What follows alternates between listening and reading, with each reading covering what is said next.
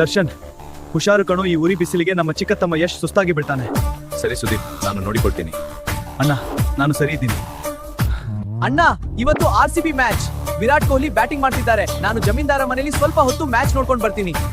ಏಯ್ ಭಿಕಾರಿ, ನಿನಗೆ ಇಲ್ಲಿ ಸೋಫಾ ಮೇಲೆ ಮ್ಯಾಚ್ ನೋಡೋದೇನೆ? ಇದಕ್ಕೆ ನೀನ್ ತೆತ್ತು ಕೊಡ್ಬೇಕಾದ. ಅಣ್ಣ, ಅವರು ನನ್ನ ಬಡವ ಅಂತ ಬೈದು ಮನೆಯಿಂದ ಹೊರಗೆ ಹಾಕಿದ್ರು. ನನಗೆ ಮ್ಯಾಚ್ ನೋಡೋ ಆಸೆ ಇತ್ತು ಅಷ್ಟೇ. ಅಳಬೇಡ ತಮ್ಮ, ಆ ಶ್ರೀಮಂತರ ಟಿವಿಯಲ್ಲಿ ಮ್ಯಾಚ್ ನೋಡೋದು ಬೇಡ. ನಿನ್ನನ್ನ ನೇರವಾಗಿ ಸ್ಟೇಡಿಯಂಗೆ ಕರ್ಕೊಂಡು ಹೋಗ್ತೀವಿ. ಇದು ಈ ನಿನ್ನ ಅಣ್ಣಂದಿರ ಪ್ರಾಮಿಸ್. ತಮ್ಮ ಕಣ್ಣೀರು ಒರೆಸೋಕೆ ನಾವು ಎಷ್ಟೇ ಕಷ್ಟ ಪಡ್ಬೇಕಾಗ್ತದೆ. ದಿನದ 24 ಗಂಟೆ ದುಡಿದಾದ್ರೂ ಸರಿ ಅವ್ರಿಗೆ ಮ್ಯಾಚ್ ತೋರಿಸೋತೀರಲ್ಲ. ನೋಡಿ ಯಶ್, ನಮ್ಮ ಕಷ್ಟಕ್ಕೆ ತಕ್ಕ ಫಲ ಸಿಕ್ತು.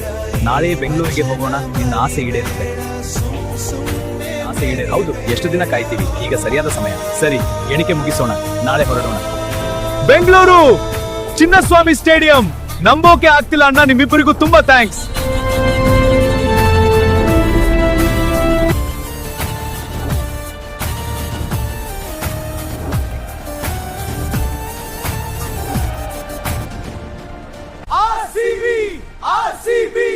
ಅಣ್ಣ, ಇದು ನನ್ನ ಜೀವನದ ಅತ್ಯುತ್ತಮ ದಿನ. I love you bye.